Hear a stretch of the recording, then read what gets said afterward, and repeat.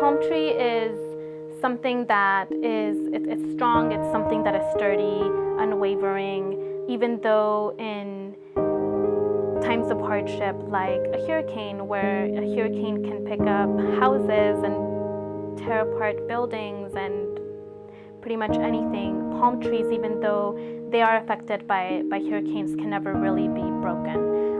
And the palm trees are always the last thing standing.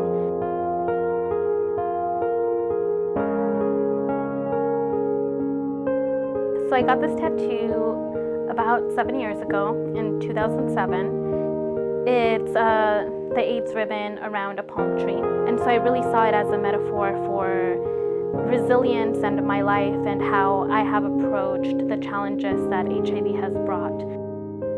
Even though I struggled through a lot of different things growing up, and I'm sure there will continue to be struggles related to HIV, I think in the end, the strength that comes from my core and my foundation will not really shatter.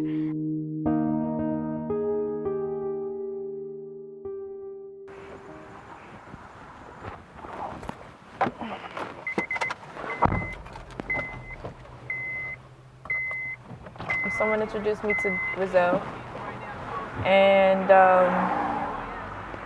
said that they were going to be doing a discussion on with the young people, the perinatally affected young people, and some of the women we talked to weren't perinatally infected, but we were all young people talking.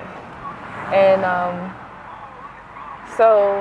but before that discussion, I had reached out to her and just was asking her, questions about growing up positive and if she ever had any ill feelings toward her mother and, things of that nature.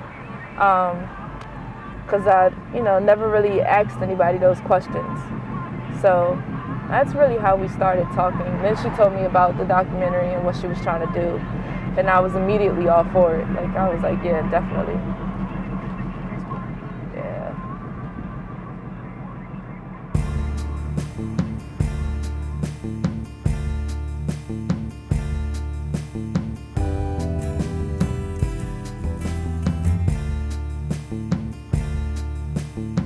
My name is Grissel Granados, and I am a social worker and community planner.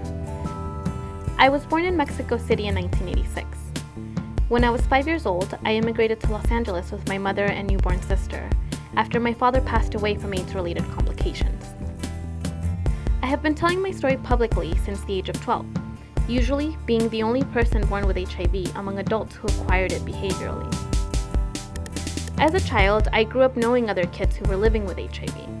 However, as we got older, we lost touch and I started to feel isolated in my experience. According to the CDC in 2010, there were over 10,000 people living with perinatally acquired HIV in the US. So I started thinking, if there are that many of us, then where is everyone and why do I feel like I'm the only one sometimes? So I set out to look for other people like me, including some of the kids I grew up with, in an attempt to end the isolation and close the distance between us.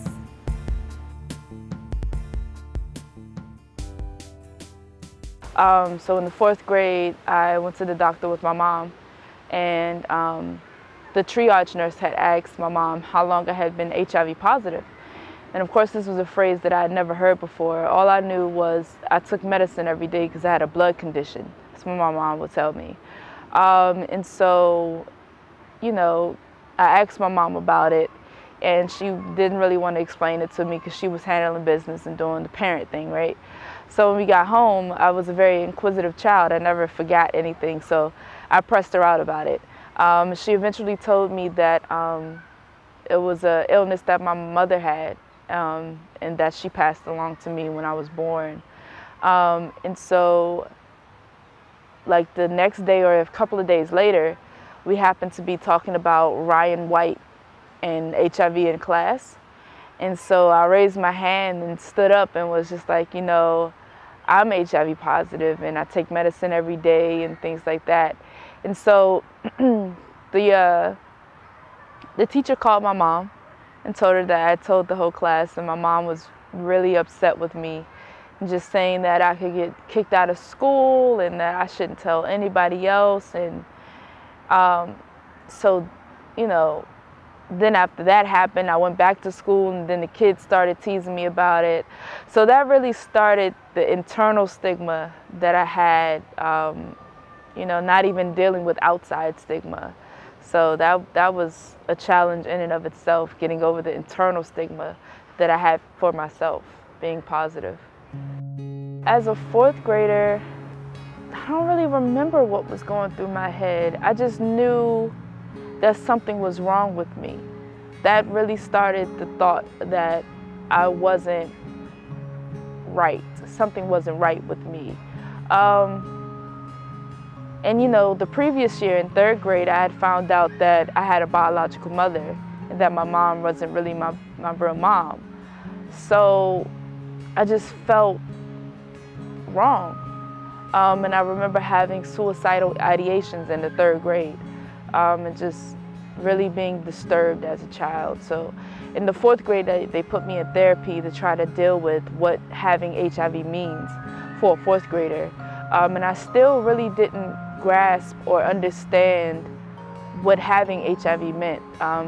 Because I grew up in, you know, in a Christian community, very sheltered background, never really was allowed to go out. So I didn't really hear the things that the world was saying about HIV. So all the knowledge I had was that, you know, I go to children's and HIV is pretty cool because everybody else has HIV, and we do wonderful things like go to the circus and go on trips to mountains and stuff like that.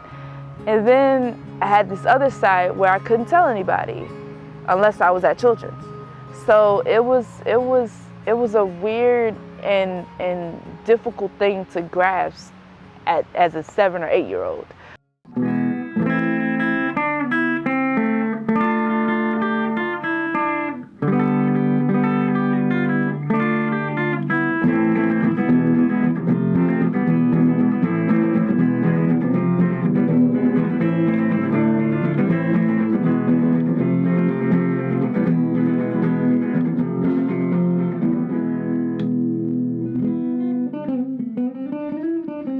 Both my parents were immigrants from El Salvador, and they came here during the Civil War.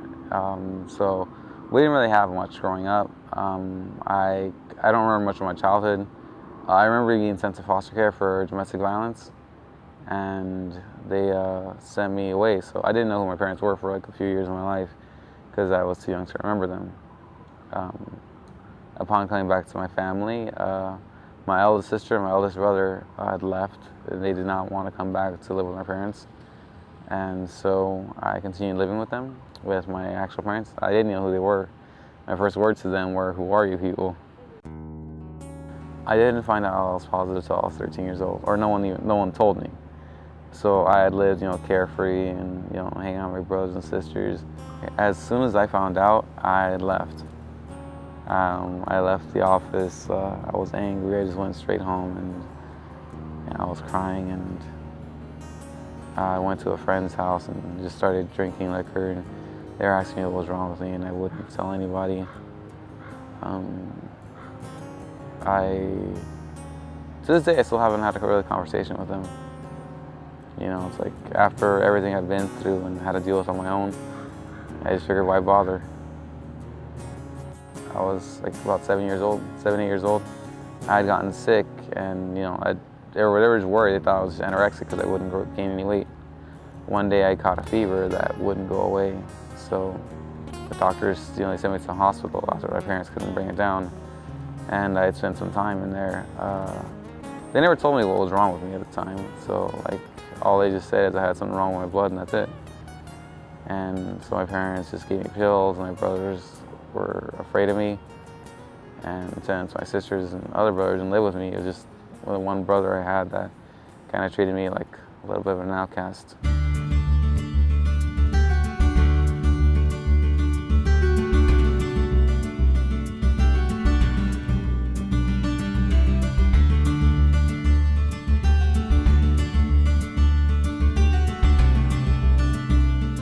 My name is Allison Hathaway. I'm 27 years old, and I'm from Bakersfield, California.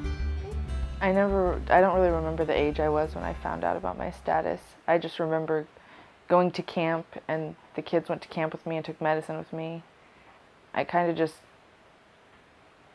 I don't know, I just kind of knew the whole time. Something was different, but I guess I heard the word HIV from the doctor and understood what it was when I was like an early teen. Growing up, we didn't ever talk about it. That's what we would call it. It wouldn't be HIV. We just never talked about it. We were just sick or different. When I was growing up, my mom died from AIDS complications. She got pneumonia, and then I had friends from camp die from AIDS. I always forget if I was 6 right before I was 7 or 7 right before I was 8. I think I was 7 when my mom died. She just looked really sick and weak, and all of a sudden she was blind, and so she couldn't see us. We had to wear bright clothes so she could see what we looked like, and she just got weak and skinny and sick looking.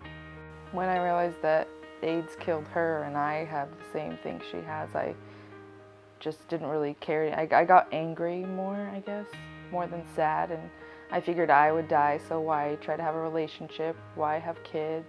Why go to college when that's just going to happen one day? But instead of getting sad about it or scared, I got mad. I was mad at my mom, actually, because I thought it would be her fault. Why did she have kids if she had that disease? But she didn't know she had the disease when she had my brother, but then she would have known, so why did she have me? I'm glad she had me now, though. But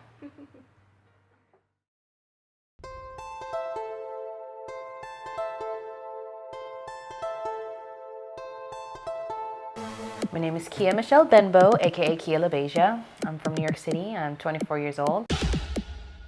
I am an artist. I am an artistic director and a visual and performance artist. I do photography work, and I also do dance, a lot of dance work, mainly with dance, kind of my own independent artist, and I do a style called voguing. My mother was found out in 1993. She could have lived with it for 10 years. She could have lived with it for only, at least 3 years, because I was born with it and I was born in 1990. And I always just kind of always knew. I guess I probably knew since then. When she found out her diagnosis in 1993, she very quickly was like, all right, I need to take action. I need to do something about this. Because literally, she was in the office, and when the nurse came in to tell her her status, she was like, anything you want to do in your life, you better do it now. And that was like, woo! And back then, that was still a thing. It was like, all right, well, now's the time to live, because we don't really know what could happen. Anything goes at this point. So she got involved really quick. She became a member of ACT UP. She was chair on the board of APACHA, which is Asian Pacific Islanders Coalition Against HIV and AIDS. She did lots of work internationally, going to conferences, speaking to other women, speaking to Asian American women. That's why I do the shit that I do today. Because I grew up, being at ACT UP meetings, or I grew up going to the rallies and hearing her talk, or going to the conferences, or going to meetings. I was always there. So that's why it's something that kind of really stuck with me. And I'm like, well, I can't, now that she's, passed, I like to continue her work. And I like to, continue that legacy as something that was very important to her. It's very important to me. And I have been doing my best to really get out there, be honest, help other people, help share my story so that others can feel empowered, so that I can feel empowered, so that I can begin to heal. But yeah, so I do come across ACT UP people. When I was in 7th grade, I went to AIDS assembly at my school. And I went to a performing arts school in New York, and about like 300 kids, so the whole auditorium was like filled with everybody from my school. And the guest speaker I actually knew from when I was a kid. And he was a very good friend of my mom's. So then he goes on to talk, and he has this moment where he's like, is there anyone in the audience who's HIV positive? So I just wasn't thinking, I just got up because I'm like, I know this guy, you know? And I didn't think I would be the only person standing up. I didn't think that, I don't know, I wasn't thinking at all. I just, out of impulse, was like, me, you know? And it was crazy because I immediately like look around, I'm like, fuck. And everyone's kind of like, you know, like saying stuff. Everyone in my class is shocked. They're all looking at me like, people start crying, teachers are freaking out. Like everybody's kind of like having a moment of like a little bit of panic. I'm like, all right. So I like sit down and I like start crying. I'm like, what did I do? I'm like, oh fuck. And I'm like worried. I'm like, oh great. Like now everyone in my school is gonna treat me different or, you know, be weird or, you know, I was like, fuck, what's gonna happen? But luckily, after the assembly was over, everyone just came up to me and embraced me and encouraged me and thanked me for being so open. And like ever since that day, I was like totally cool. I was like cool kid. I mean, I was already cool kid because I'm really cool. But after that, it was like everybody in my school knew me. And I was just like the homie. Like I was cool with everybody. I had lots of respect, lots of love, lots of support. So it ended up being a really good thing. And I called my mom, like, Mom, you never guess what I just did. And guess who's here at the assembly? And she was so happy for me. She's so proud of me, telling all her friends. As kids growing up with HIV, one of the common experiences we had was facing difficult and complex situations at a very young age. We were trying to make sense of it all before we could even fully develop into who we were as people. And these experiences shaped the rest of our lives, for better or for worse. One of the difficult things to process was finding out our HIV status. Some kids found out their status because they were sick. I found out at the age of 5 when I was formally diagnosed in the United States, but others didn't find out until they were teenagers.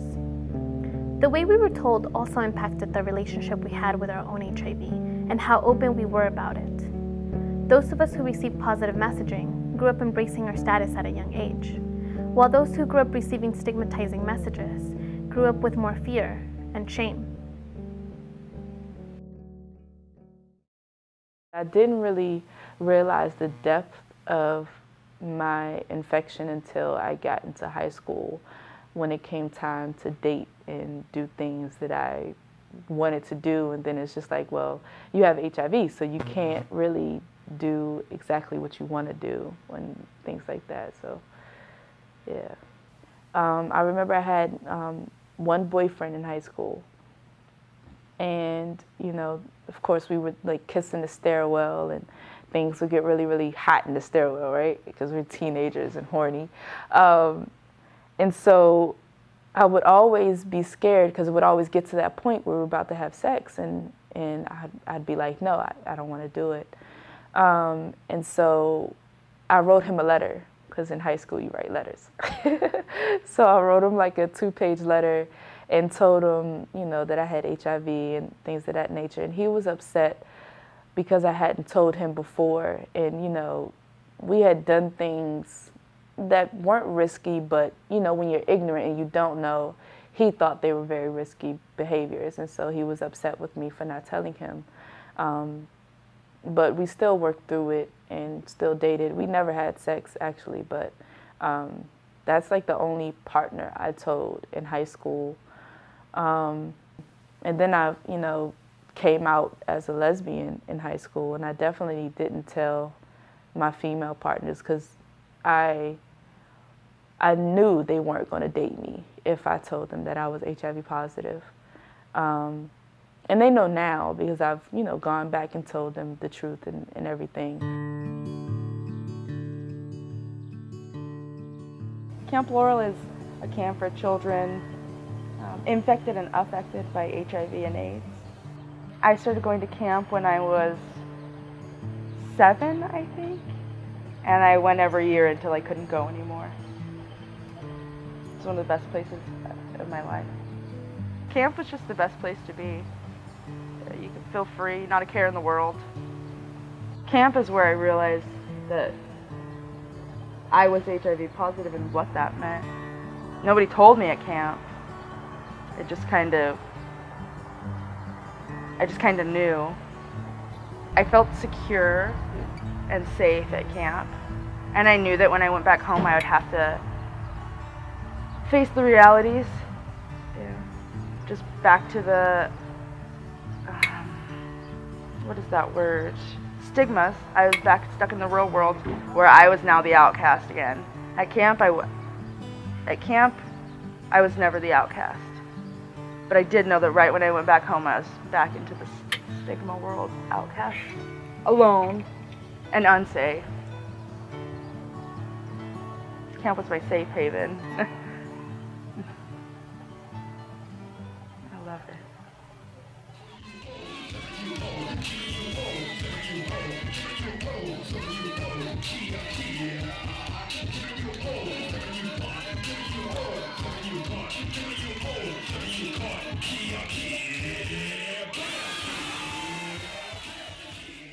Growing up younger, I was not taking a lot of medications. I think that was a choice that my mother made, and probably for the best, honestly.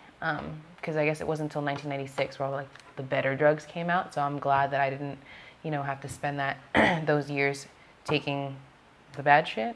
But I was so young that maybe I don't even really remember. I mean, I know I've kind of been on and off it my whole life. But I really started taking medication when I was probably about 12 or 13. And then I've been on it since. Like when you first start those kind of medications, they are so intense because what they're doing to your system is just so intense that, it can make you very nauseous in the morning and dizzy and sick and tired and all these kind of things that, as a child or a young adult, like it's very difficult to manage, especially with school from 8 to 3 and then after school or then, extracurricular activities or going to dance class or, going to violin lessons or whatever it is. So that can be difficult to manage. And that became a bit of an issue for me in high school when I started taking it because there was a lot of times that I couldn't get up in the morning to go to school because I was just feeling like shit, like I couldn't get up without feeling like I was about to like fall over or I need to like vomit and but being young like that you start to learn how to cope, and it after a while I all of a sudden had like chronic nausea, but I figured out different things I could do. Like if I chew gum in the morning, I'll probably feel a little bit better if I'm nauseous, or I need to take my medications at these times, or just little things that you just learn as survival tools.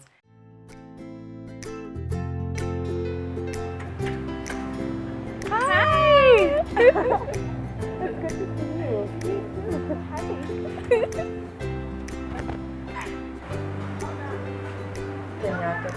Oh, I love it. And her 90s Ooh, outfit. I love that. I love it. And the cool graffiti in the background of the house. I love it. It's really cool. This is a really cool picture. I think that was our back house. Or we lived in the back house. That was the front house. Oh, this is so cute. I love this one. That smile looks pretty forced. That is scared.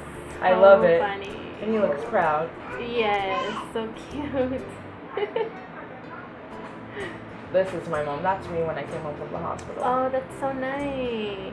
And Jimmy.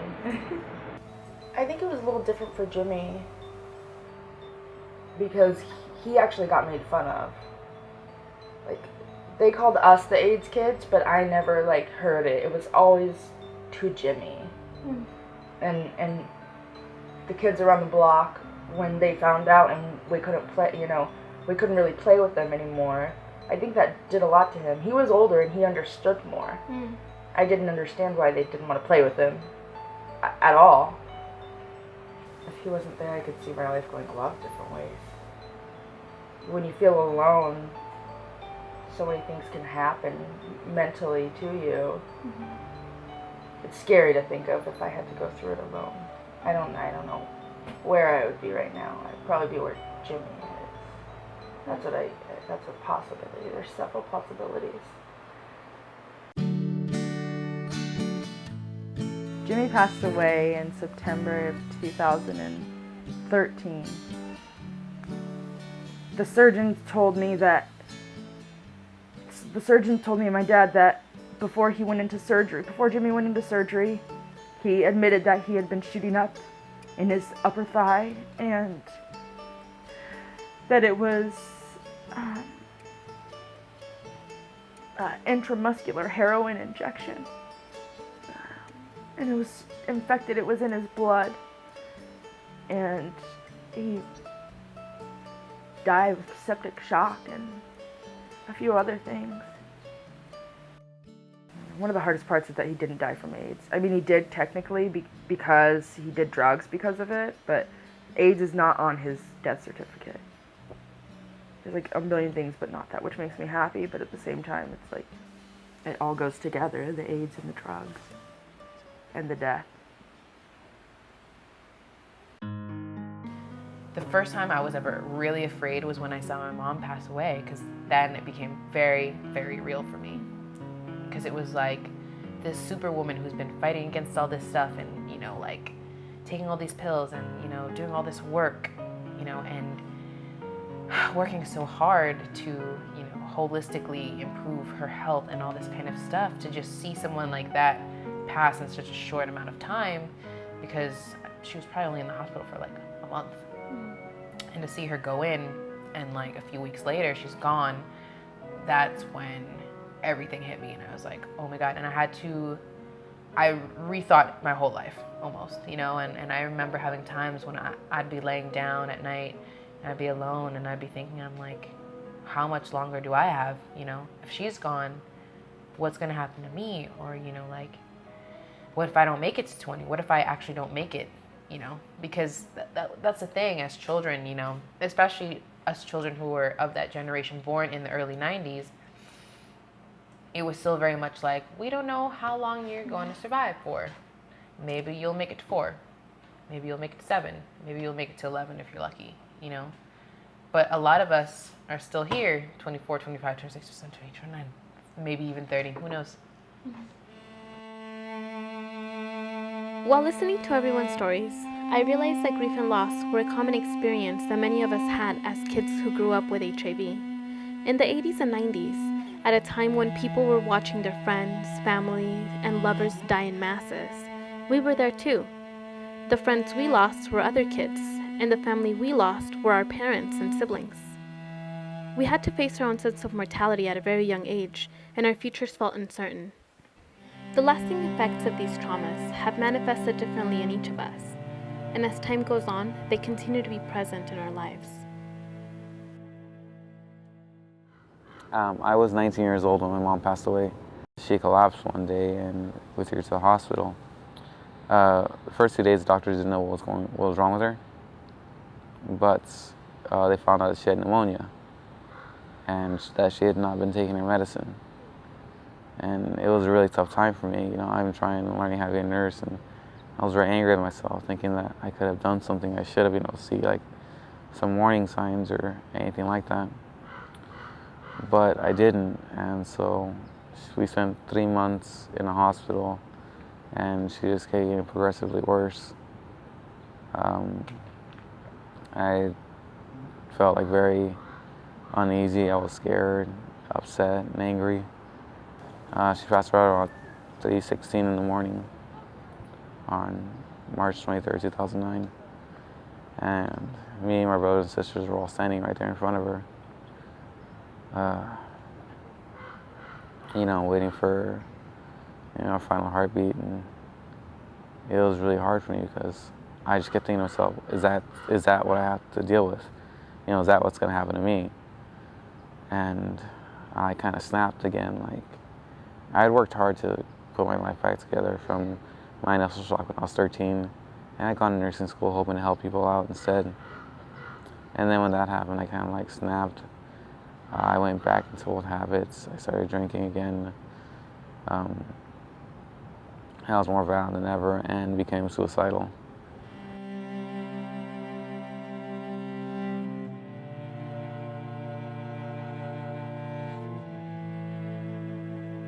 One day I got drunk and I tried to commit suicide.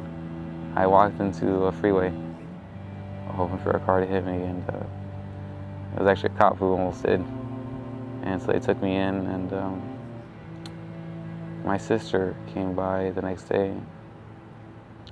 After that happened, she came and she slapped me as soon as she saw me, and then she was crying. And I only seen her cry one other time in my life. And that was when my mom died.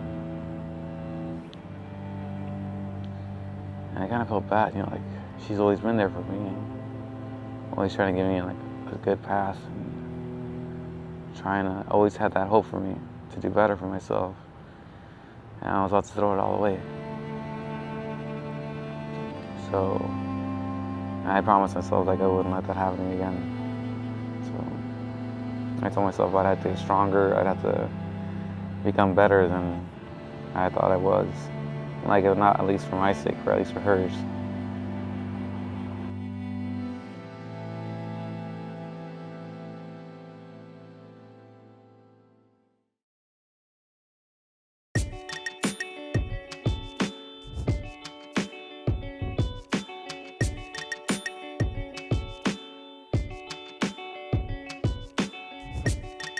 So I've been doing a self-portrait series that I've titled 24, because this is my 24th year of life.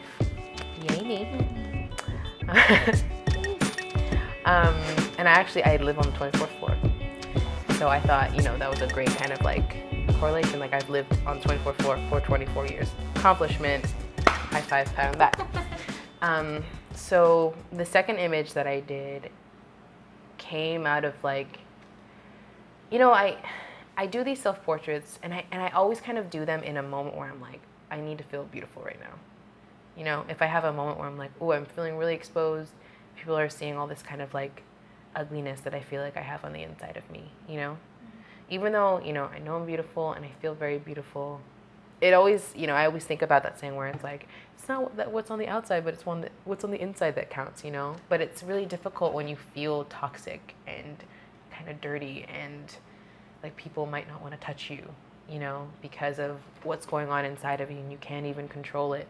So sometimes when I'd have these moments of feeling ugly and feeling like not sexy, or, you know, having these kind of self-doubt moments, I'd be like, put on a costume and I just like take a picture, you know, and it's like, you know, I see this picture, I'm like, wow, this person is really beautiful. And so it's kind of the relationship of like how that has kind of helped me, plus also, you know, dealing with situations that have happened in my life, like thinking about, you know, wow, you know, I've been working on photography for so long and I love it. I wish my mom was here because I wish I was able to take her picture, or I wish I was able to have a portrait of us together that I took, you know. And I started thinking about it, and I'm like, why can't I do that? I can do that. So I took my favorite picture of my mother and I placed myself in my bedroom, you know, very strategic because I am a photographer, obviously. And I took this picture of me, you know, very kind of glammed up as I feel in my fantasy life, and did this portrait of me with my mother, and it's on the floor of my bedroom, which I've spent so many years and so much time crying on this floor of being sad and looking at this picture. Like literally, like it's an image that represents events, you know, that have happened and that happen all the time, moments that happen, but I want to show it kind of more like if it was the fantasy version of me, you know, because I don't want it to be so sad, so like, oh my God, my mom's dead, all this kind of stuff. I want it to kind of be more beautiful, like if I could imagine it, if I was there in that moment and I could imagine myself in some kind of other worldly fantasy life. That's what I would see. That's what it would be, and that's what I want to show. The third image is a picture of me in my bathroom on the floor, because I've spent so much time in there, you know, growing up and being sick and all this kind of stuff that I don't talk about, you know. That's not, it's the kind of stuff that's been kind of like inside me that I've kind of dealt with on my own. And it's kind of, you know, all these images are also about loneliness too, about feeling isolated and feeling like separated, you know. That image is very like deep for me, because, you know, it's a beautiful image and I look glam as fuck in it. And I just wanted to show something different, because I feel like a lot of the portraits or any of the art that you see that deals with HIV or AIDS is so sad and so black and red and so wasting bodies, and IVs and hospitals and all this stuff, and I wanted to show another perspective. I wanted to show images that have, that are Disney colored, or that are like super glam or super, just something different, so you can see another whole different perspective.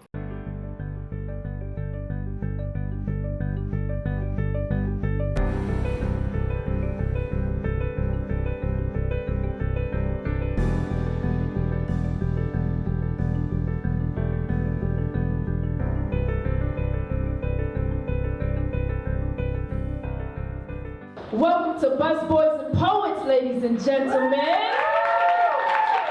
That's good. That made me feel good. My name is Mary Bowman. Apart from hosting poetry open mics, I also do poetry.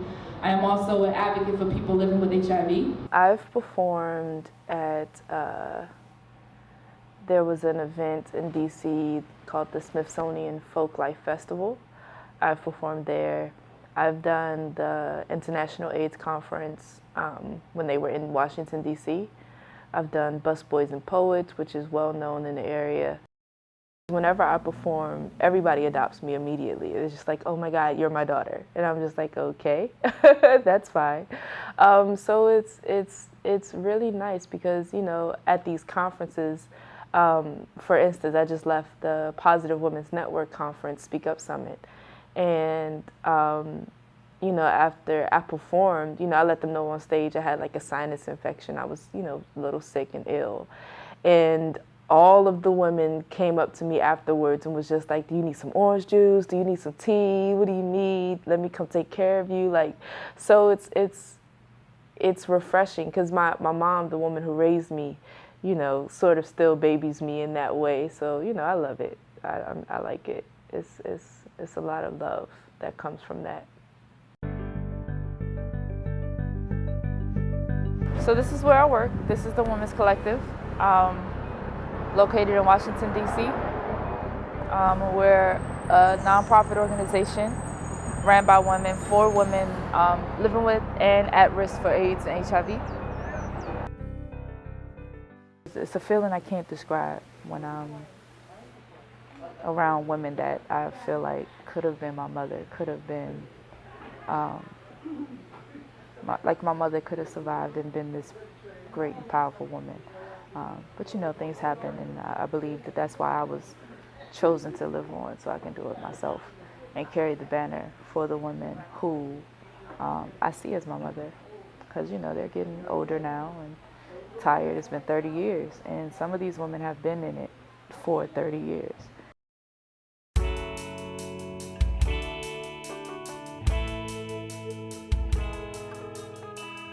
Found out I was pregnant a couple months after we started hanging out again, and we were shocked. We were both like, no. And I was like, well, how about we wait till the morning and retake the other test? It'll probably say no. I said yes. So we're kind of freaking out.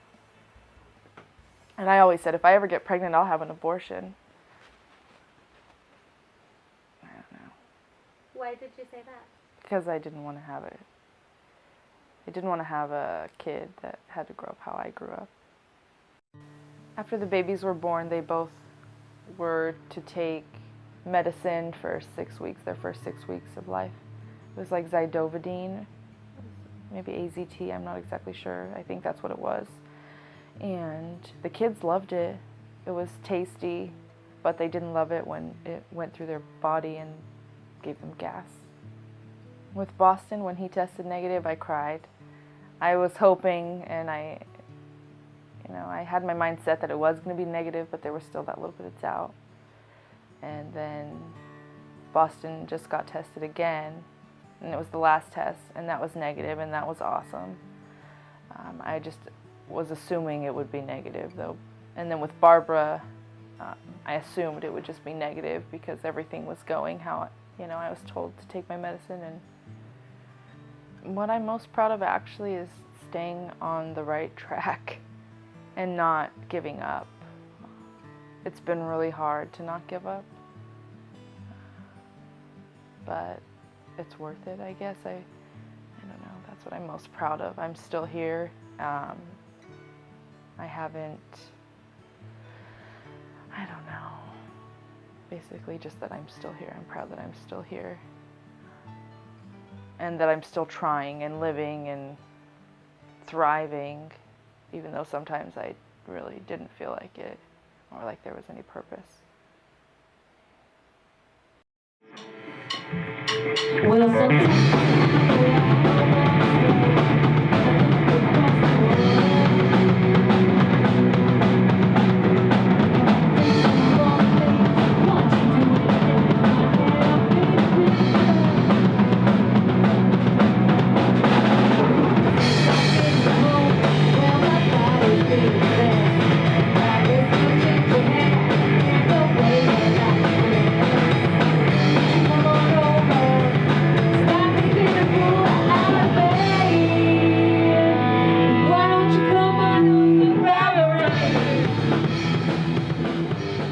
I deal with it more of as an acceptance. When I was younger, I just thought, like, you know, it didn't matter what I did, I was gonna die anyways, so I didn't really see much of a future for myself. Like, there's things I can change and things I can't, and if I can't change it, there's really nothing I can do. I mean, like my sister told me, like, I'm gonna die one day, and there's nothing I can do about it. There's nothing I can control about it. But I live every single day. When I can control that.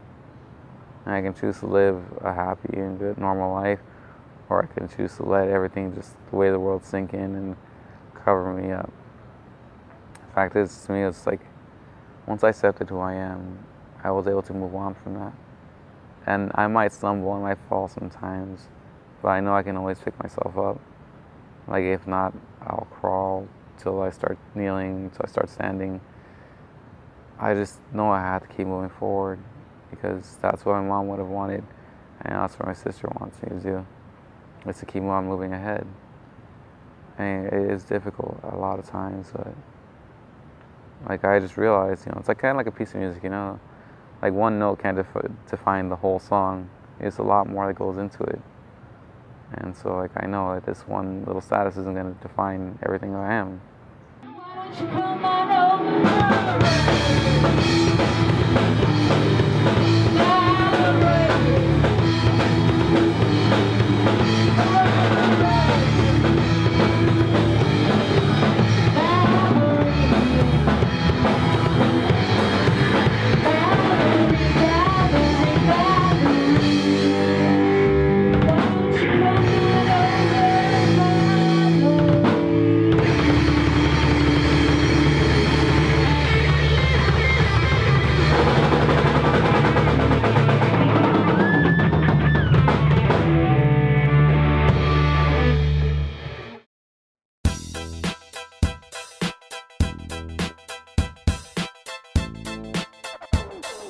So I'm here today at the West Hollywood Library.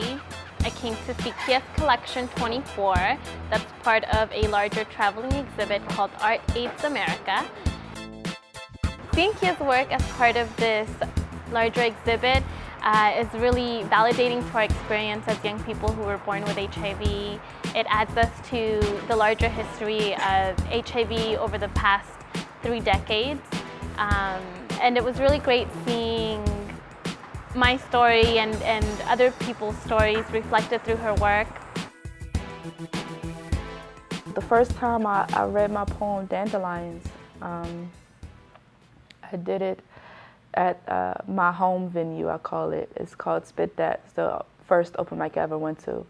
And you know, the sense of community and love there was so heavy that I felt inspired to be able to share that part of me with them. And of course, you know, back in the day, I read from paper. I didn't memorize the poem, so I was nervous. My hands were shaking so much, and it was completely silent in the room. Now, this venue is usually loud, and people are moving, and people are doing things, you know. People are excited. It's usually high energy, but that night, I mean, you could hear a needle drop on the ground. It was nerve-wracking.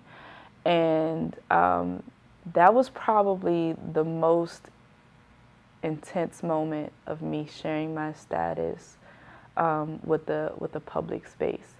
But the beautiful thing about it is when I sat down, a woman behind me was crying. She tapped me on the shoulder and she said, "Thank you." And I was like, okay, this is what I need to do. A dandelion in the midst of rose bushes would stick out like a sore thumb to ignorant souls. But I know the road this dandelion endured. This weed that all gardeners want to destroy is more appreciated by God than any seemingly beautiful bush of roses. Though that mutely misunderstood mellow yellow dandelion won't for long last, let it be known that God gave it the role of the outcast for divine importance. My mother was a dandelion in the midst of roses. Ignorant of her purpose, she uprooted her soul and unknowingly left herself for dead. It has been said that my mother went above the influence, transmuted broken hearts into smiles, all the while dying on the inside. AIDS didn't kill my mother, it put her at rest.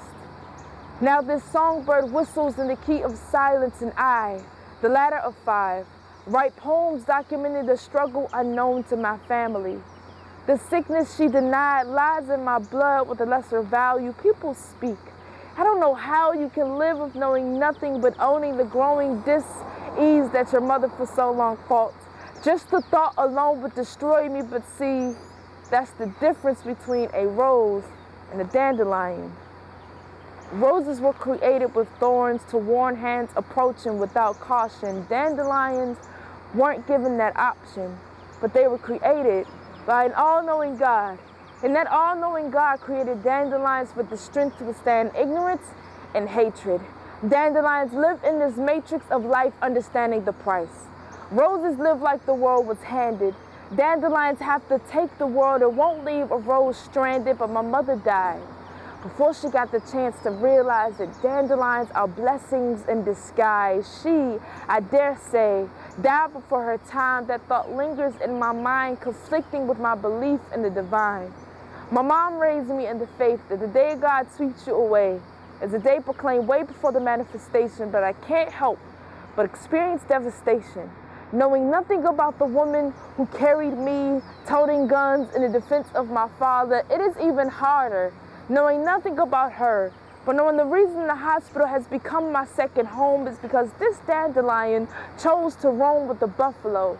But I seek serenity in the fact that she just didn't know that she, a dandelion, was just as beautiful as a rose.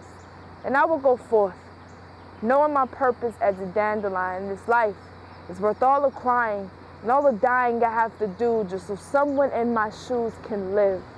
I will gladly give myself as a sacrifice if it means that dandelions in the world will become viewed as more than the consequences of sins behind closed doors. You can lay me on my back and present me lifeless to God if it means that dandelions with unseen scars would not be viewed as odd, but as gifts from God to show the world that beauty lies not in the petals of flowers, but in the power of unconditional love, and in the strength of the untouched, unhugged, sometimes unloved, but most important of all, unbudged dandelion.